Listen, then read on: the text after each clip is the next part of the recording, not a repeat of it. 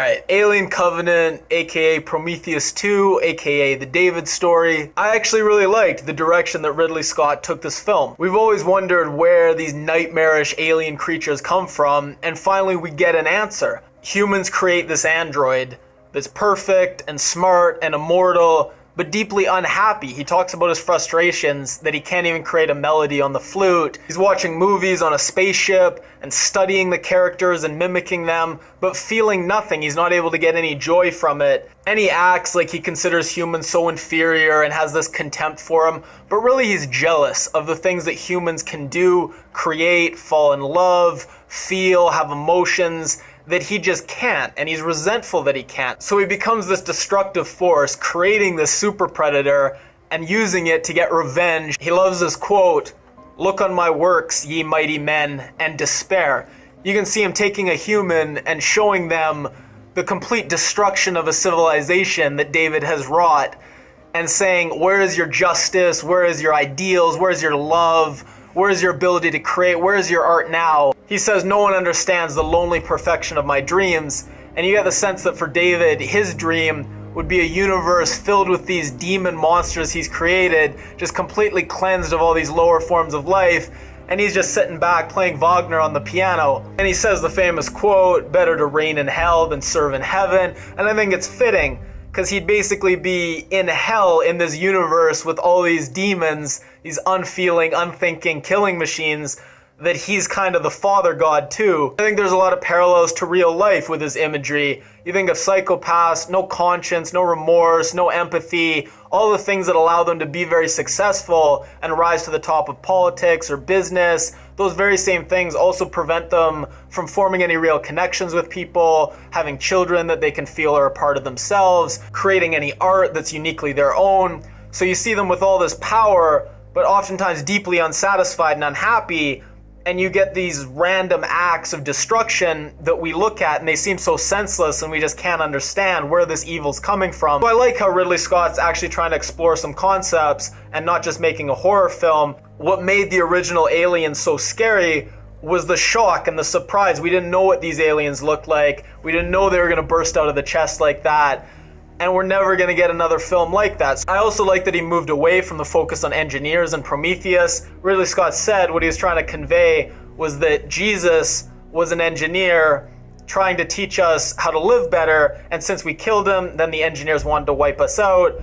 I'm not saying it's a bad concept, but I'm really glad they didn't base the whole movie around that. They did gloss over the engineers. They could have spent more time kind of exploring their civilization a little bit. The white aliens, the Neomorphs in this movie, were great. Some of the best visuals, the one on the floor of the laboratory covered in blood, they were so fast, so scary. They were almost too good just because the xenomorph at the end was a little disappointing. The android to android fight scene between David and Walter, one of my favorite fight scenes I've seen. I loved how he was able to convey that these androids are super strong and super fast by the sounds and the way the camera worked. I thought that was great. Catherine Waterston, aka Sigourney Watered Down, I don't understand, because Alien's always done such good job with creating strong, likable female characters. Look at Sigourney Weaver, so tough, such a badass, such a great leader. Charlize Theron, even Elizabeth Shaw in the last one. Catherine Waterston is just the biggest wet blanket. She frowns and she sulks her way through the movie with the same exact dour look on her face.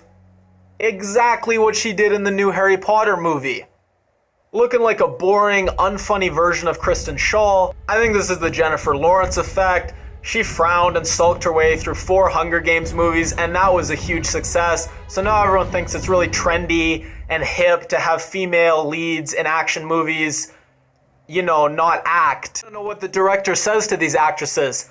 You know that person at the party who seems really miserable, doesn't want to talk to anyone, but for some reason stays at the party and doesn't leave? Yeah, just do that the whole movie. And on my cue, give me one of these.